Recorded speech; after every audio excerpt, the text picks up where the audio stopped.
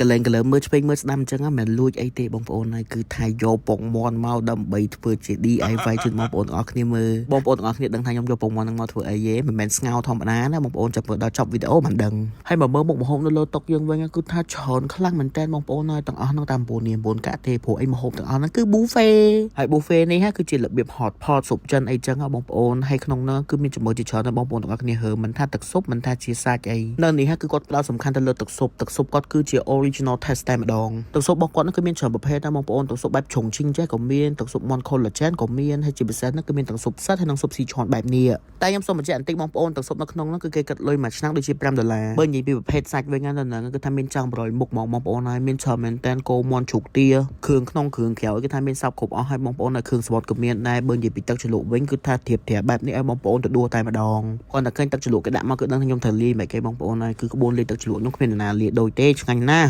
ចូលកដុំឆែបនិយាយមួយថ្ងៃពេកឈ្មោះហាងគេមានឈ្មោះថា Hai Lao Hot Pot and BBQ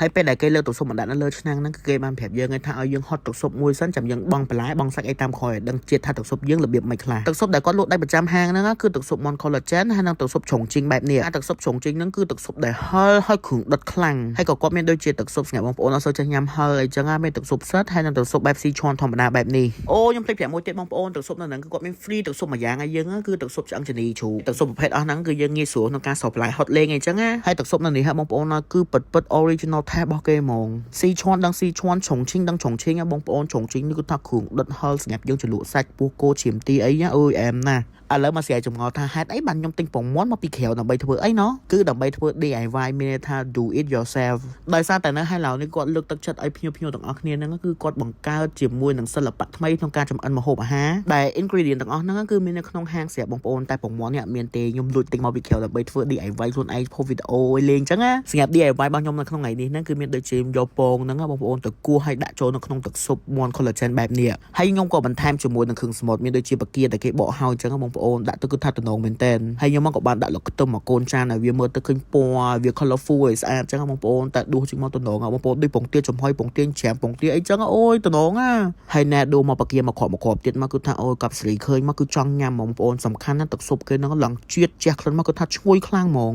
ហើយនេះបងប្អូនឲ្យសាក់ញ៉ាំប្រហែលណាគឺថាអូជាតិបងប្អូនអាពងមាន់ហ្នឹងគឺវាចូលសាច់ជាមួយនឹងអាទឹកស៊ុបហ្នឹងបងប្អូនគឺថាខំមកឆិចមកគឺថាប្រៃលំឆ្ងាញ់ណាសំខាន់ទឹកស៊ុបនេះជាតិខ្លាំងហ្មងបងប្អូនសាក់ធ្វើដូចខ្ញុំមកទៅនេះឲ្យគឺអត់ខុសម្ដងទេរសជាតិគឺបែបហ្មងហើយមេកំពុងតែភ្លៀងចឹងហត់ទឹកស៊ុបបែបនេះគឺថាអូឆ្ងាញ់ណាហើយមួយទៀតហ្នឹងគឺខ្ញុំយកប្រហិតហ្នឹងទៅដោតចង្កាក់បែបនេះដើម្បីសោះជាមួយនឹងទឹកស៊ុបហឹលណាហើយបងប្អូនទាំងអស់គ្នាបើបានទៅហើយ like កុំភ្លេចធ្វើជាវីដេអូ DIY ដើម្បីទទួលបានការឈ្នះរង្វាន់ជាច្រើនក៏តែបងប្អូនទាំងអស់គ្នា follow up នៅក្នុង page Facebook របស់គាត់ហើយខ្ញុំក៏សូមណែនាំជាមួយនឹងសាច់គោមួយនេះបងប្អូនអានេះគេហៅថាសាច់គោ crystal ដែលគេប្រឡាក់គ្រឿងបែបនេះអូសាច់គោគឺឆ្ងាញ់ហើយផុយស្រួយហ្មងណាសម្រាប់សាច់គោប្រភេទហ្នឹងគឺបងប្អូនសោះជាមួយនឹងទឹកស៊ុបហឹលបាទឆ្ងាញ់សោះរយៈពេលតែ5-6 second បានហើយនិយាយទៅមកល្មមវាស្រួយវា juicy វាឆ្ងាញ់អញ្ចឹងបងប្អូនគឺកប់ស្រីលីហ្មងបងប្អូនហើយនេះមិនត្រឹមតែមានតែស៊ុបទេមានឆ្នាំងជាមួយនឹងការអាំងសាច់ទេបងប្អូនអាចអាំងសាច់អ្វីណាបងប្អូនចូលចិត្តបានដូចជាសាច់គោសាច់មាន់អីចឹងទៅបងប្អូនណាដែលគាត់ចូលចិត្តញ៉ាំជាមួយនឹងពោះគោដូចខ្ញុំអញ្ចឹងយកទៅជ្រលក់ជាមួយទឹកស៊ុបឆុងជីងបែបនេះអូយគឺថា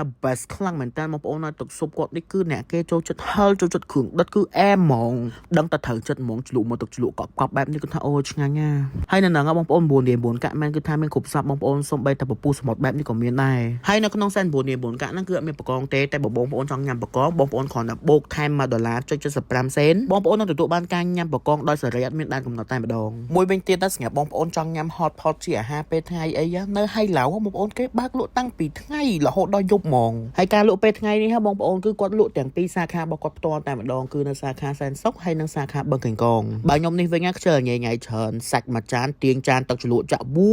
សូម្បីតែអាពវៀនទៀននេះវិញបងប្អូនគឺឆ្ងាញ់ណាស់នឹងស្ពិតអូយកប់ស្រីហ្មងហើយជាពិសេសណាអាមន់ខ្មៅនេះកុំចោលអសោះនៅនេះបងប្អូនតម្លៃធូរមែនតើបើនិយាយពីប្រភេទសាច់គាត់ក៏ល្អដែរបើទឹកស៊ុបវិញគឺថាអូយឆ្ងាញ់ហ្មងជាប់ចិត្តខ្ញុំអញ្ចឹងខ្ញុំមានអារម្មណ៍ថាចេះអ្វីដែលខ្ញុំចំណាយហ្នឹងគឺវាបានមកលើសពីអ្វីដែលខ្ញុំ expect ហើយខ្ញុំសូមបញ្ជាក់មួយទៀតបងប្អូនសូម្បីតែតរីនៅនេះក៏គេមាន free ឲ្យយើងដែរមានដូចជា Coca Pepsi អីហ្នឹងដាក់ទាំងថោឲ្យយើងបែបនេះតែម្ដងបងប្អូនមើលតែភ្ញៀវរបស់គាត់ទៅគឺថាណែនបែបនេះតែម្ដងមិនបាច់ចំខ្ញុំទៅសារអំពី រសជាតិទេគឺមានម៉ួយប្រចាំហាងគាត់ហ្នឹងគឺគាត់ជួយទៅសារជំនួសហើយបើថាបងប្អូនទៅរៀងល្ងាចជ្រុលដឹងអត់មានតអង្គុយដឹងតែអង្គុយរងចាំបែបនេះហើយអញ្ចឹងហើយបើបងប្អូនទៅគ្នាច្រើនឯខលកក់ទុកគាត់មុនទៅសម្រាប់ Hai Lao គឺគាត់មានតែ2សាខាតែប៉ុណ្ណោះនៅក្នុងប្រទេសខ្មែរយើងសម្រាប់សាខាទី1របស់គាត់ហ្នឹងគឺនៅម្ដុំសែនសុខនៅលើផ្លូវ